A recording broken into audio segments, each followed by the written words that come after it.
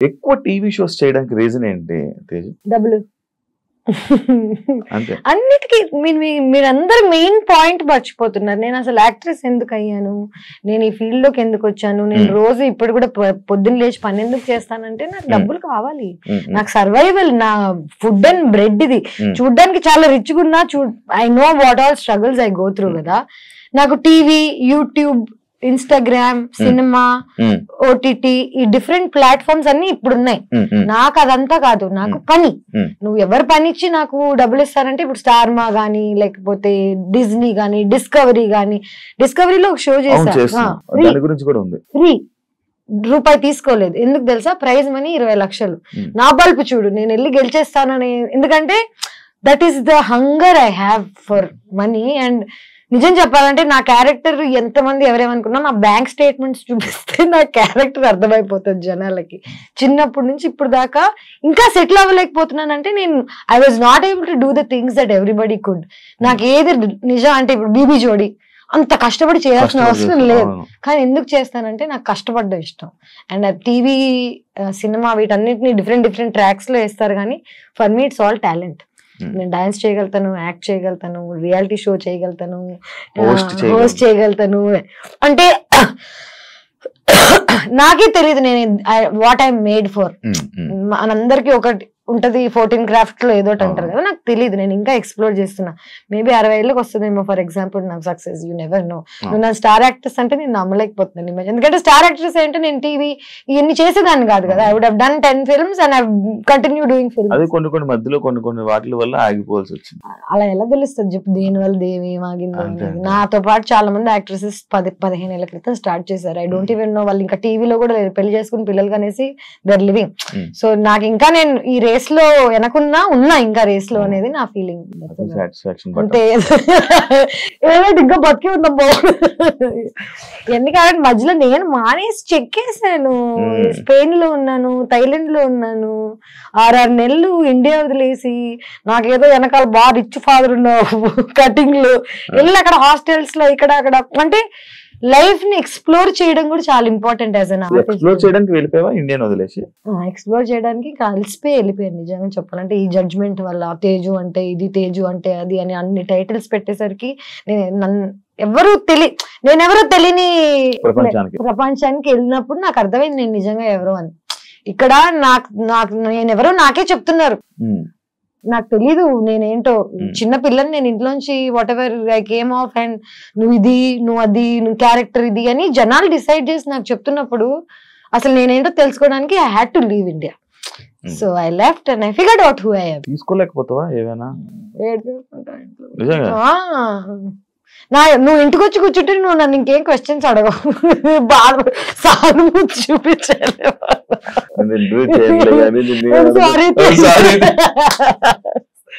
ఏడ్చేస్తాను నేను. అది అంటే చూడ్డానికి బోల్డ్ అంతా బానే ఉంది, కానీ ఎందుకంటే నేను చిన్న పిల్లని, అమ్మాయిని, తెలుగు అమ్మాయిని, నాకు ఎవరు లేరు సపోర్ట్ చేయడానికి, బ్యాక్గ్రౌండ్ లేదు. ఎవరైనా సూటిగా నన్ను ఏదైనా అడిగితే నాకు నేనే ఆన్సర్ చెప్పుకోగలగాలి. నా వెనకాల నుంచి ఫైట్ చేసే వాళ్ళు లేరు కాబట్టి ఆ నైఫ్, ఆ బోల్డ్నెస్ నాకు తప్పలేదు భయ్య. కళ్ళని ఇప్పటికీ నీళ్ళు వస్తున్నట్టున్నాయి. ఎప్పుడు వస్తుంటారో ఎవరు లేదా అంటే వస్తారు కొంతమంది లైఫ్ లోకి. ప్రేమించాము నాకేంటంటే ఇప్పుడు ఫ్యామిలీ లేనప్పుడు ప్రేమించేవాడే ఎవ్రీథింగ్ అవుతాడు కదా. వెన్ యూ డేటింగ్ సమ్వన్, వాడే అమ్మా నాన్న. ఇది గుర్తు రాగానే నాకు లోపల నొప్పేస్తుంటది. మనం అన్ని అనుకుని కొంతమంది గురించి అనుకుంటాం, అంతా అయిపోయిందా, అంతా తీసుకొని బ్రదర్ అనగానే వాడు ఏదో చేస్తాడు. దెన్ అగైన్ బిగ్ బాస్ నుంచి ఇప్పుడు దాకా నా హార్ట్ బ్రేక్ అవుతానే ఉంది. డబ్బులు అయి ఉండొచ్చు, జనాలు నన్ను పర్సీవ్ చేసుకోవడం అయి ఉండొచ్చు, లవ్ అయి ఉండొచ్చు. కంటిన్యూస్ గా నాకు చాలా హార్ట్ బ్రేక్స్ అవుతున్నాయి. నాకేమర్థమైందంటే జీవితంలో ఎక్కడికైనా వెళ్ళాలంటే మినిమం ఒక ఇన్ని దెబ్బలు అయితే తినాలి. మెంటలీ ఆల్సో నేను ఇప్పుడు ఏడుస్తున్నా, but at the same time నేను రికగ్నైజ్ చేయగలుగుతున్నాను నేను ఎందుకు ఏడుస్తున్నానో, నాకు ఎందుకు బాధ వస్తుందో నాకు తెలుసు. ఇప్పుడు 5 ఏళ్ల క్రితం నేను ఎందుకు ఏడుస్తున్నానో నాకు తెలిసేది కాదు. ఎందుకంటే నెగటివిటీ ఉన్నప్పుడు చుట్టూ కంట్లోంచి నీళ్ళు వచ్చేస్తాయి, కానీ నీకు ఎందుకు వస్తున్నాయి, నువ్వు దానికి ఎలా రియాక్ట్ అవ్వాలి అన్ని ఇన్ఫర్మేషన్ లేదు. ఫస్ట్ ఆఫ్ ఆల్ ఏజ్ వచ్చింది నిజం చెప్పాలంటే. నీకే చూడడానికి నువ్వే ఏజెడ్ గా ఉన్నావు.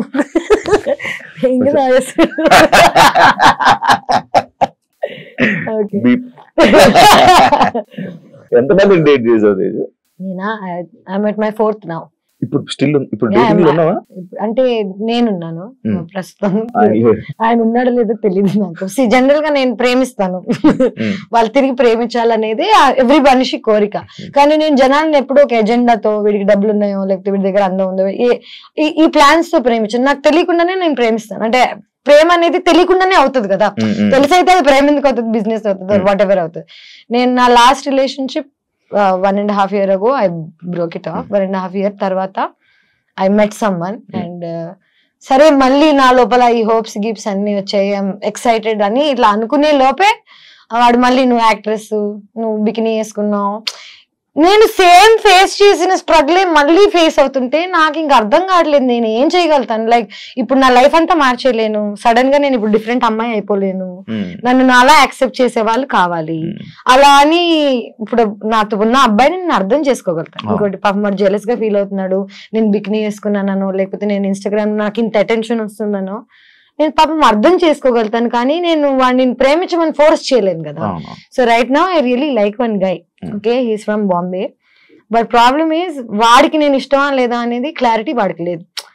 క్లారిటీ లేని వాళ్ళని మనం కూర్చొని ప్లీజ్ ప్లీజ్ ప్లీజ్ అని అడగలేము, ఏం చేయాలి. సో వదిలేసి పెట్టా. But my heart like I'm in love.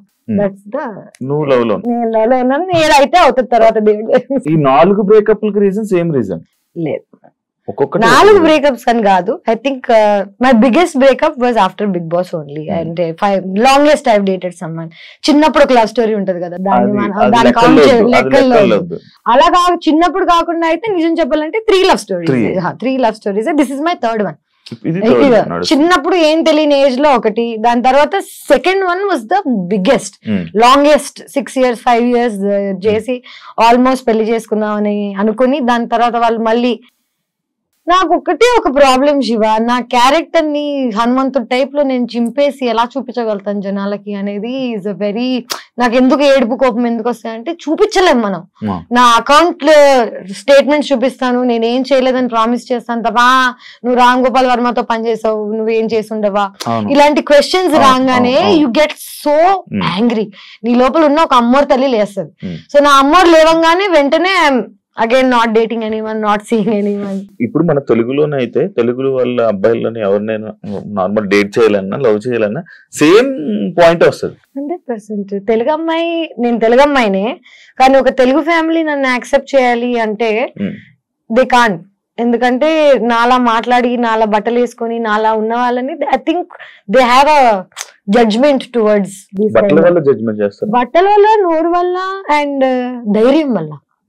అమ్మాయిలకి ఇంత ధైర్యం ఉంటే I think is not a good thing in our society. నువ్వు చెప్పు ఇంకొక లైక్ ఒక ఇప్పుడు చెప్తాను ఒక 10 పేర్లు చెప్పమంటే 20 ఏళ్ళు 20 years ago tell me one more actors who can talk like this or who was dealing with stuff like this. హిందీలో ఉన్నారు చాలా మంది, హిందీలో చాలా మంది. ఎగ్జాక్ట్లీ అదే ఓపెన్నెస్ నాకు చిన్నప్పటి నుంచి ఇక్కడ ఉంది. ఎందుకంటే నేను సగం నార్త్ ఇండియాలో పెరిగాను, సగం సౌత్ ఇండియాలో పెరిగాను. మా నాన్న paramilitary CISF central India security force, మొత్తం ఇలా ఈ మిక్స్డ్ గా పెరిగాను నేను. సో నేను ఫుల్ తెలుగు కాదు, ఫుల్ హిందీ కాదు.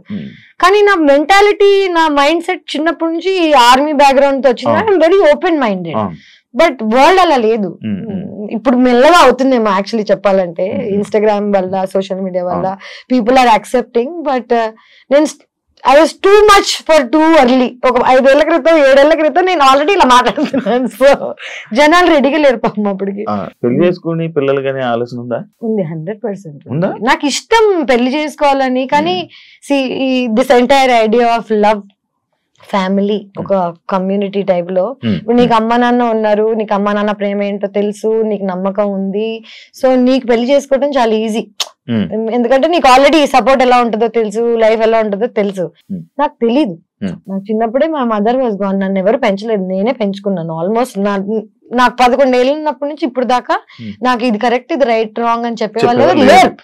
అండ్ ఇప్పుడు నాకు చెప్తుంటే చిన్నప్పుడు అంటే ఒక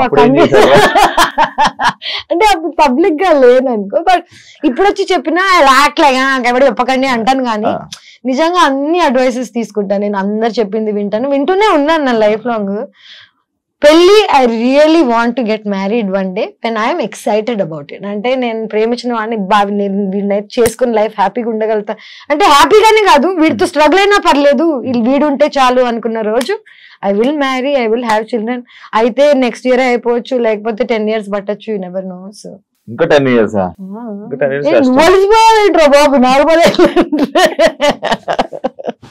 లేదు అంటే చేసుకుంటా నేను ఎప్పుడు రావాలని ఉంది.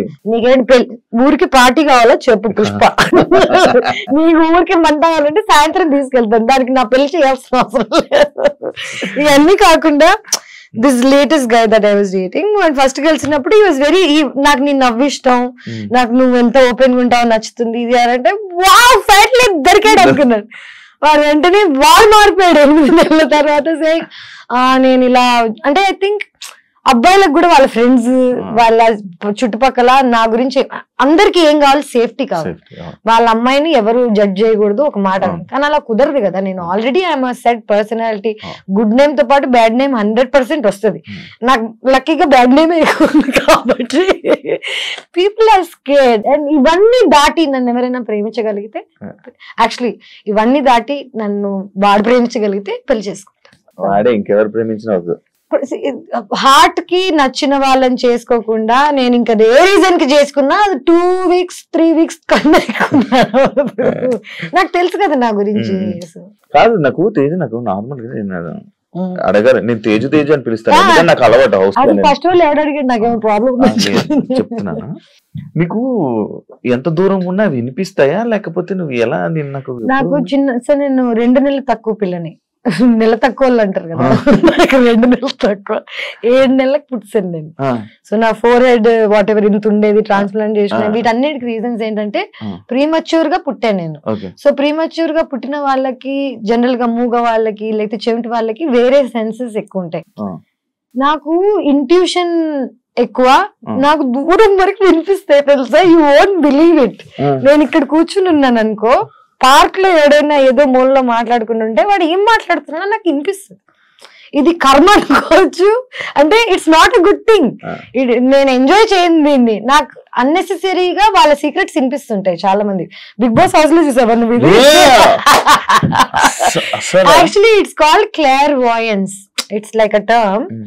మనకి చెవులకి వినిపిస్తుంది, మైండ్ కి కనిపిస్తుంది కదా, ఈ రెండిటికి స్కానర్ ఆర్ వాట్ ఎవర్ ఏది ఉంటుందో అది నాకు ఎక్కువ, ఆ స్కానింగ్ ఎక్కువ, దూరం దూరం వరకు ఐ కెన్ హియర్. అదే అంటే నేను వాళ్ళు అక్కడెక్కడో మాట్లాడాను, నువ్వేమో వాళ్ళు అక్కడెక్కడో బెడ్రూమ్ లో కూర్చుంటావు, నేనేమో ఇక్కడ మాట్లాడింది ఫోకస్. ఆ మిర్రర్ లో నీ లిప్ సింక్ చూసి నేను చెప్పాను అన్నావు. లిప్ సింక్ చూసి చెప్పగలుగుతాను. ఇవన్నీ కాకుండా నేను హడావిడిగా ఉంటాను కదా, లోపల చాలా సెంటర్ లో ఉంటాయి అనమాట. నేను ఇక్కడ కూర్చుని ఇక్కడ ఇక్కడ ఇక్కడ అక్కడ ఏమేం జరుగుతున్నాయో నాకు తెలుసు. ఇవన్నీ నేను కావాలని తెలుసుకున్నావు కాదు, నాకు ఆటోమేటిక్ గా తెలిసిపోతాయి అంతే. నాకు అన్ని తెలిసిపోతాయి అంతే. అమ్మాయి డైలాగ్ నేను ఇప్పుడు ఏదో అనుకుంటున్నా చెప్పాను, ట్రై చేయొచ్చు యాక్చువల్లీ. కానీ మళ్ళీ నన్ను ఇప్పుడు ప్రాడిజీ టైప్ లో నన్ను దీనికోసం తేజస్విని పిలవండి, ఆ అమ్మాయి చెప్తుంది ఫ్యూచర్ టైప్ లో కాకుండా, నేను జనరల్ గా జనాలని నీలో నన్నే చూసుకుంటాను అనమాట. సో నా ఈజీ ఫర్ మీ, నువ్వేం ఆలోచిస్తున్నావు, నువ్వు ఏ సిచ్యువేషన్ లో ఉన్నావు. బిగ్ బాస్ లో ఏంటి అందరు కకృతి కాదు కదా, ఎవడేం ఆలోచిస్తున్నాడు తెలుస్తుంది మనకు ఆల్రెడీ, ఎవడేం ప్లాన్ చేస్తున్నాడు. సో ఒక ఆ ఐడియా ఉన్నప్పుడు ఈజీ టు అండర్స్టాండ్. బట్ ఇప్పుడు ట్రై చేస్తా, పర్లేదు, కెన్ ట్రై. ఏదో సాక్షి అన్నావు తెలియదు,